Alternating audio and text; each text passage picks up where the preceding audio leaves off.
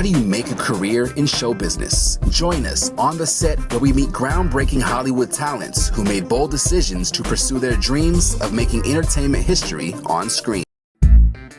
Hey, I'm Sean Edwards, bringing you another episode of On the Set, where we take you behind the scenes on some of Hollywood's biggest movies and TV shows as I introduce you to some of the individuals who make it happen behind the scenes. All right, so I'm so excited for this new season of On the Set, where we tell the story of all the people that make movie magic happen, the lines and the credit at the end of the screen that y'all like to walk out for, but that's so important because it shows that there's so many people that's a part of this movie process. And for this one, we have Zuri Pryor Graves, who plays such an important part in so many TV shows and movies, and it's so necessary. She's an intimacy coordinator. So we're going to get down to the bottom of what that is, how that happened, and how she got there with this thing. So first, welcome, Zuri. Thank you for taking the time to talk with BlackTree for On the Set. Absolutely. Thank you so much for having me, Jamal. Appreciate you. So for the audience, because I read up a little about it, let's just first say, what is an intimacy coordinator? Yes, an intimacy coordinator is an individual on a set that contributes to the safety and psychological and emotional safety during scenes of intimacy. So we act as liaisons between actors and production, and we also act as choreographers. We do anything that is necessary, both in front of the camera and behind the scenes, to make sure that people have everything that they need during intimate scenes. Has this position always been a part of the movie making process? I know when we started talking about sensitivities around Me Too and everything else, a lot of stuff changed and the industry adjusted to that. But has this, like, when you go way back, like, how has this always been a part of the process, or is this a newer position? It is a newer position. Originally, it started in the theater world, and those folks are called intimacy directors, and they came from like fight coordinators and stunt coordinators in that world. But at like you mentioned, the Me Too movement in 2017 is kind of where the birth of bringing that work into TV and film started. And the first person was Alicia Rodas on a set of The Deuce. It was like an HBO show. And from then on, we've tried to increase awareness and, and implement different standards and practices to really bring this job to life. So what was your path into this position and this new career? Like, what led you to that? What were you doing before that? Like, could you tell us, like, how did that process happen? Okay, well, my route is a little unconventional, so I'll try my best to make it brief and concise. But I am a therapist. I'm a clinician. I'm a sex therapist, and I moved down to Atlanta, which is Black Hollywood, and this was furthest from my mind in 2018, and by 2019, I'd gotten my little taste of being in Black Hollywood and being around TV and film sets and things, and just trying to figure out, okay, how do I, if I do decide I want to enter into this world, how do I blend these two things kind of together? And I thought I was making it up. I thought that I was going to come onto a set and be like a set therapist for vulnerable moments. And because my lens is sex and sexuality, I was looking for opportunities to kind of support those people going in participating in these scenes. And just coincidentally, it was at the birth of, it was 2019, and which is when intimacy coordinators really started to be something that productions were asking for, that were like, we were trying to figure out what it was going to be. And it was a bunch of stunt women and people from theater who saw the need, and a lot of them had years and years of experience on set.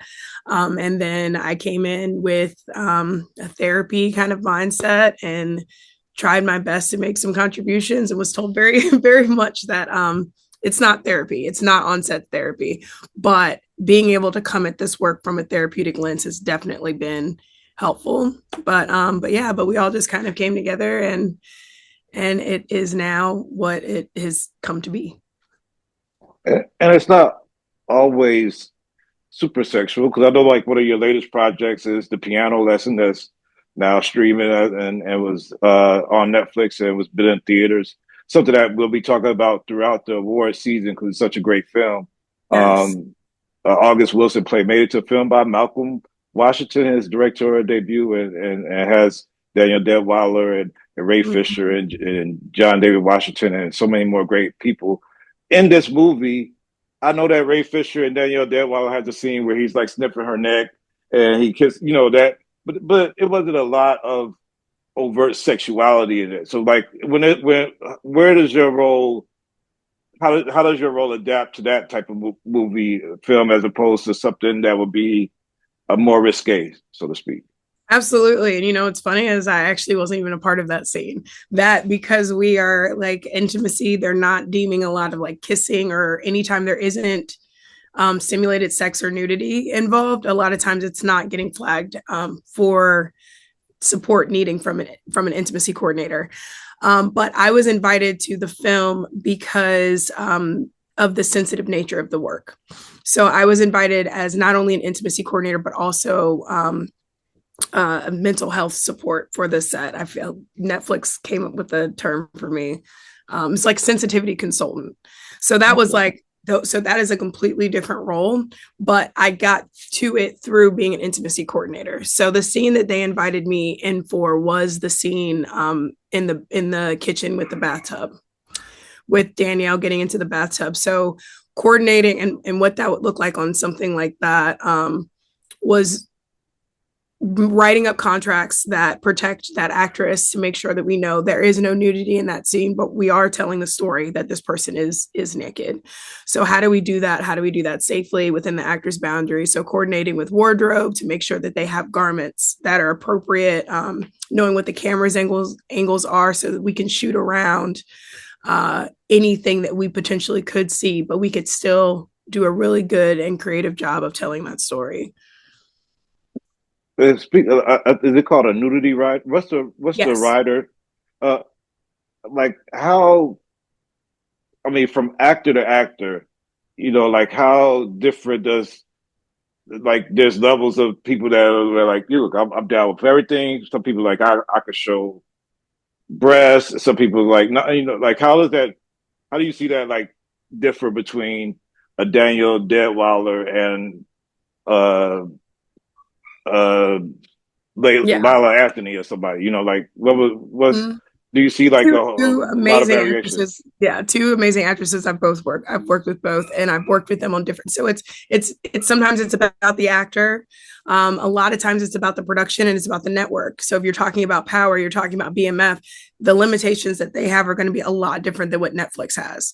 So I'm not even gonna breach a conversation with an actor for a Netflix show to be like, how much are you comfortable with showing? Because regardless of what they're comfortable with, the network has its limitations, right? So after I know what the network's limitations are, then I can have those conversations with the actors to feel like what they're comfortable with. But also knowing what the directors are looking for and finding different ways to kind of bridge those things together and make sure that there's collaboration there, because there is a way to tell if a director's like, no, I want them to be butterball naked and I want all of this stuff or whatever, and the person's like, I don't want to be naked, we can still tell that story. We just have to do it creatively. And the nudity writers that you're mentioning and the simulated sex writers, a lot of times when an actor is hired, they have a show or a movie writer that's built into their contract. What I help to negotiate and write language for are for scene specific documents that supplement their contracts. So it's an additional document after they've been hired, and it is scene specific. So it's not like, oh, this person consents to all of these things for all of these scenes. It's like for a scene like a shower scene or a bathtub scene, it may be player consents to above the waist frontal nudity, no below the waist nudity, with the exception of nipple and areola. Like we could get that specific in terms of nudity. We can get even more specific in terms of movement. Like if we're doing simulated sex writer language and it's like player consents to this specific action with this specific person in this specific way. And what that does is it helps protect actors. So we can't get there on the day. You can always scale back. Like if we Right. get there and we're on the set and we've rehearsed it, everything was fine, and we get in there and it's like, no, actually, I don't want to do that anymore. then we can always rewrite those contracts to do less. But we cannot ever ask a person after they've signed a contract to do any more than what's in that contract that's been decided on by them, myself, the director, the people, their teams or whatever. And that just helps protect both the actor and the production. I gotta ask this because it's my curiosity, so I'm sure a lot of the audience may wonder this also. When you have a simulated sexual scene, I mean, we're men and women, so like you put me in a scene with Halle Berry, and I'm laying down, I might physically react to that. Yeah, even though I'm trying to be a professional with my co-actor or whatever. Right. How do they create those scenes and protect people's natural I got you. Yeah. I got you. No, I understand what you're saying. I get this question a lot, and I think like I can answer that question, but to back it up a little bit, talking about the pre-work that's involved. Firstly, no one's ever actually having sex. No body parts, no genitals are ever touching. Everything is always protected, and I can elaborate on that a little bit. But there are a lot of misconceptions about some of these scenes, and I feel like some people are like, "But that wasn't real," and I'm like, "That means somebody did a really good job." That's what you want. That's our whole thing, is to create realism and come up with creative ways to make sure that those scenes do look and feel very, very real. And in that realism that we're creating, we do have conversations about bodily reactions, and people with internal genitalia, like those reactions are still potentially happening, but they're a lot less obvious. So coming up with fail safes, whether it's little pieces of communication or different things, like if somebody needs to take a break, because the idea is that we're all working, and if you are in a position where you're either taking yourself out of the work, albeit because maybe you've gone to a place where you didn't expect to go in terms of being a character, especially like people who, who are method actors who are like, no, this is really happening. And it's like, it's not really happening. And they do end up having a lot of times those bodily reactions. But we do, these things are probably some of the most unsexy things that anybody could ever do. You've got so many people in the room. Like we have a closed set, which is we have the fewest number of people on set that are necessary to do the shot. Anybody that's not completely essential to the shot is not present. But even still, that's quite a number of people, for sound and lighting and, director, myself. It's a lot of people watching people do these things. So we do as much as we can in rehearsals, blocking everything out. If I'm working with the dancer, a lot of times they want an 8 count. We'll come up with an 8 count, and it's like hand here, head here. And by the time somebody's remembering to do all of those things and making these actions repeatable, because they're having to do these things over and over and over at different angles for a long period of time. So keeping all of those things in mind, a lot of times the bodily reactions that we might think would happen don't. But in the event that they do, anytime we are in these scenes, we have modesty barriers and garments. A barrier is anything that covers the genitals. So it could be, we have these big giant, I wish I had, I have some stuff over there, I can pull it out, but big giant stickers that go over people's genitals that hold everything down. We borrow from the dance community and put dance belts on people, cock socks, all different kinds of things. And so that would be a barrier. Something that would act as an additional desensitization would be any kind of padding. So I'll add padding and things, and I have those conversations with my penis folks ahead of time to figure out, and they can tell me. Some people are a lot more sensitive than others. Some people knowing going into the choreography that we've created that they're likely to have a reaction. So just being able to make sure that communication is happening and creating like a container for it. And it's like, okay, if this happens, do you want to pause? And if not, like making sure we're talking to all parties involved to be like, hey, let's make a shift here. But a lot of times people aren't even pelvis to pelvis to even know. It just looks that way. We can do a whole oral sex scene and people could be on opposite sides of the bed. And you'd never know. In the choreography, because I know stunt coordinators, they, whatever style of fighting they're doing, they study fighting or whatever. When you're choreographing a sensual scene, where are you pulling this stuff from? I mean, do you watch? You go to Xvids? Like, how do you like? What do you say? Like, okay, this would be a great way to pull off this scene and make it real sensual. Like, how you where? I mean, I know that part of your thing is sexuality, everything else, but how are you choreographing this? Like, where do you draw from? Um, that's a very interesting question. I mean, if I'm honest, I think I pull from personal experience, whether, and a lot of my personal experience is textbook related.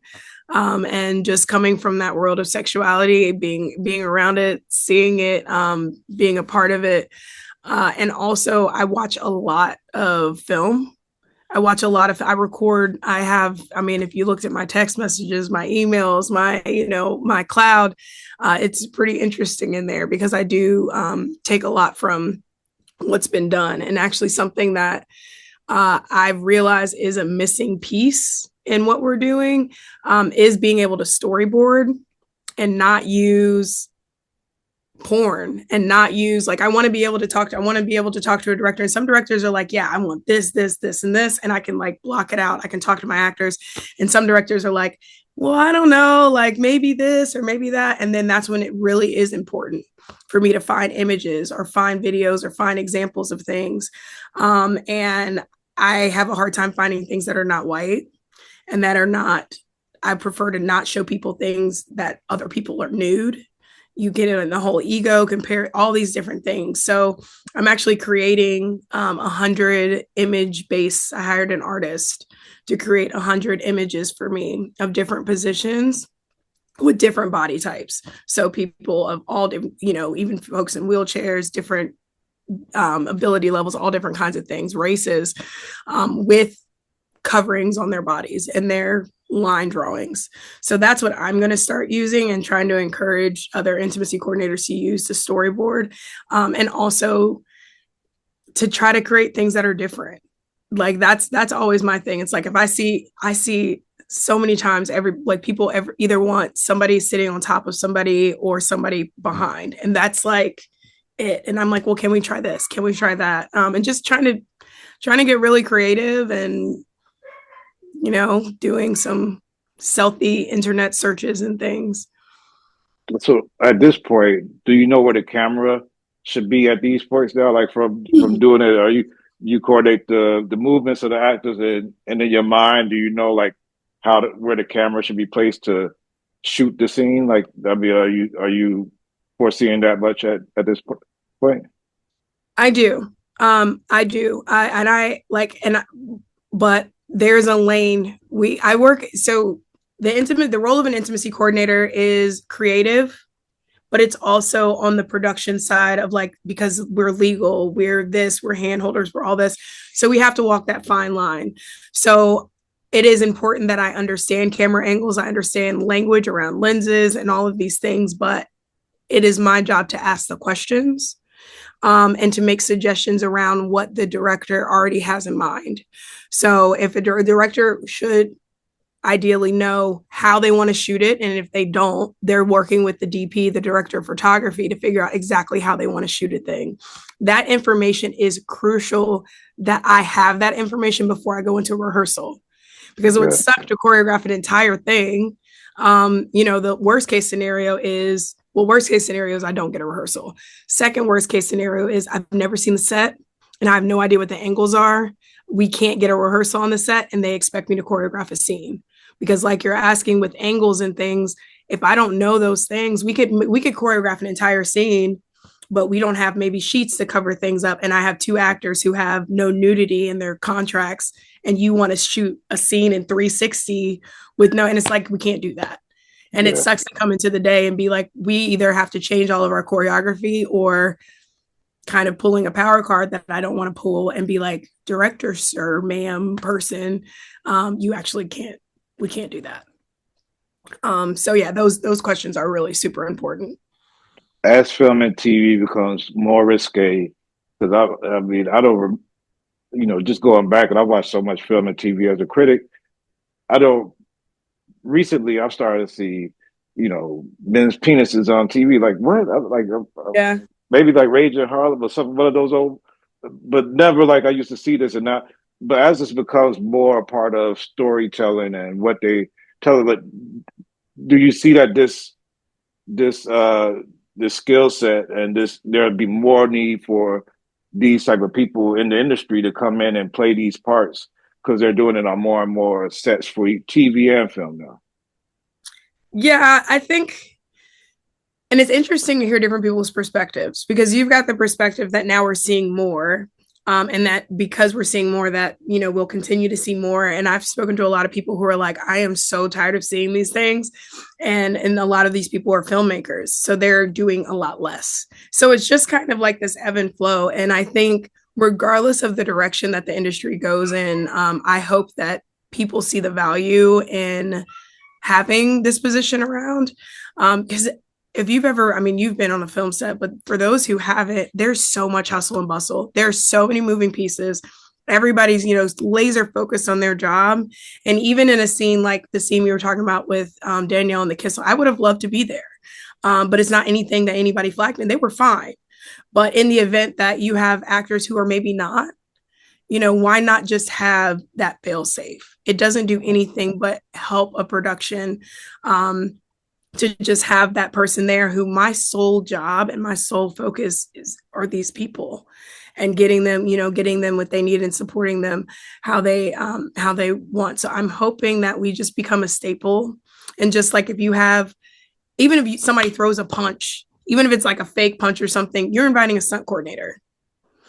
So at what point in time are we going to start drawing the line to include things that it doesn't matter if you feel like it's sensitive? It doesn't have to be sensitive to you, but in the event that it could be sensitive to someone else, it doesn't hurt to just have someone there.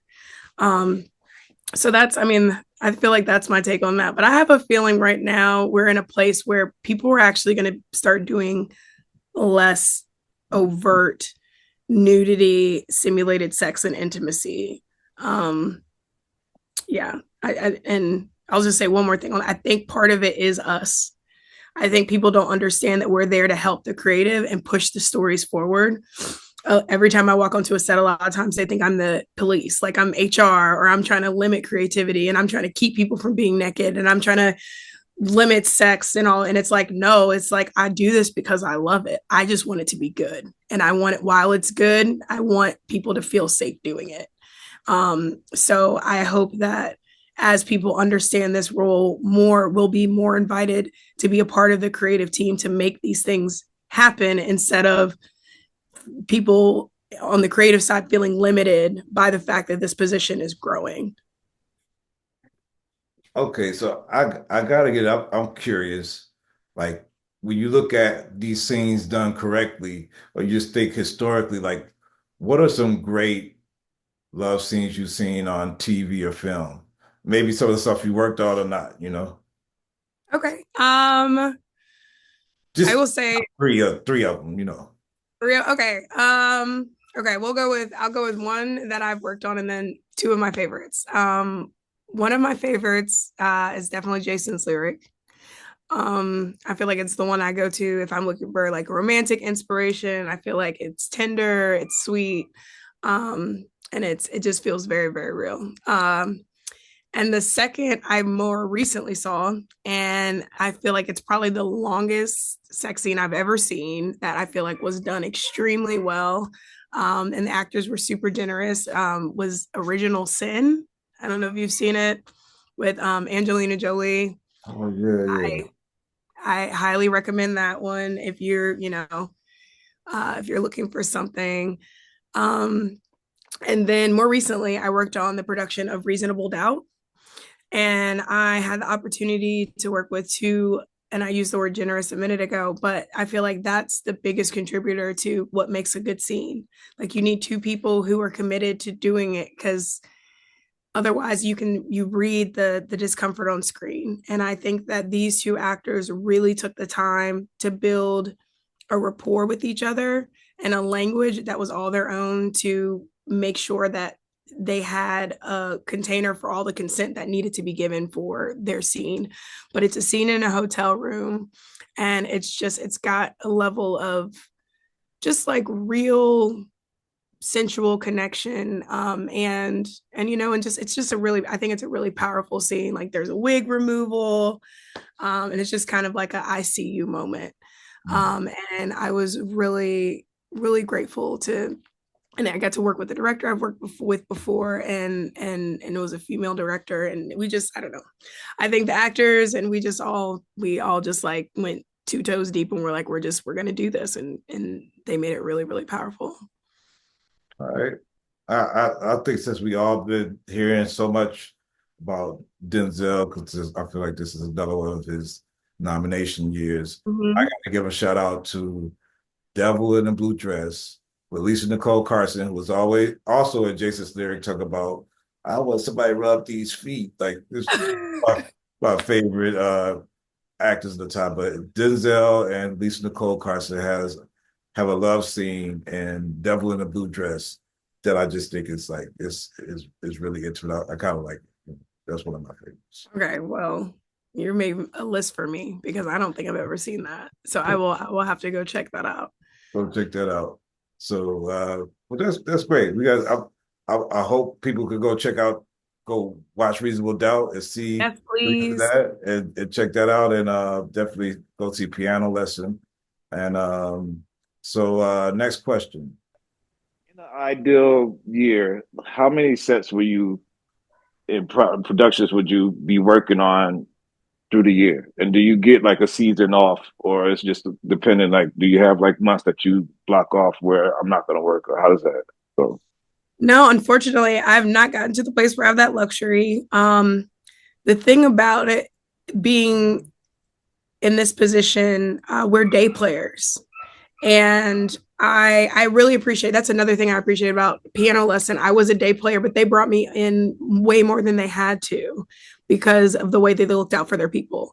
There were days where it was like, maybe this potentially could be sensitive, so we're going to have you here, and I was happy to be there. But a lot of productions aren't like that. The first thing that's going to get cut are some of these newer positions that for one reason or the other, people don't see the value in. And it's a lot of the people now who are directing and their EPs, they're former actors who didn't have this position. So it's not surprising to me that we are some of the first people to get cut. And I know a lot of that's personal. And I've had some conversations with people about that. They didn't have that support. And for them, it's like, and I was fine. And it's like, are you though? Because you're bitter now. But and it's unfortunate. And, a lot of people have I've heard some really horrific stories. But no, so as a day player, I could be on 3 or 4 movies or shows at a time for maybe 3 or 4 months. And out of those 3 or 4 shows, work a total of 10 days because they don't have intimacy every day.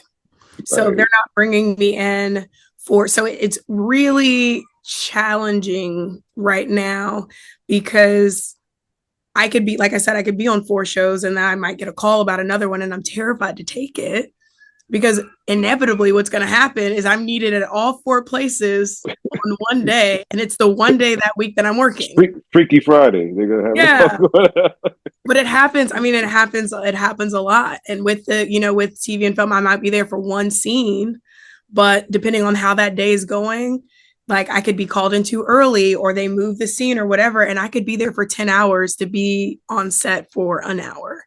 So it's different. Like I can't really double book myself. So that is a very challenging thing that I try to teach to people who are really, because I get inbox call every day.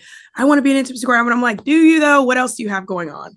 What else are you doing? Like for me on the back end, I'm developing an entire intimacy coordinating company, with merch and doing all these different things. If I wasn't doing that, I'd probably A, be bored and B, be broke. Like it's not, we're waiting. This is already every day it's bigger than it was yesterday.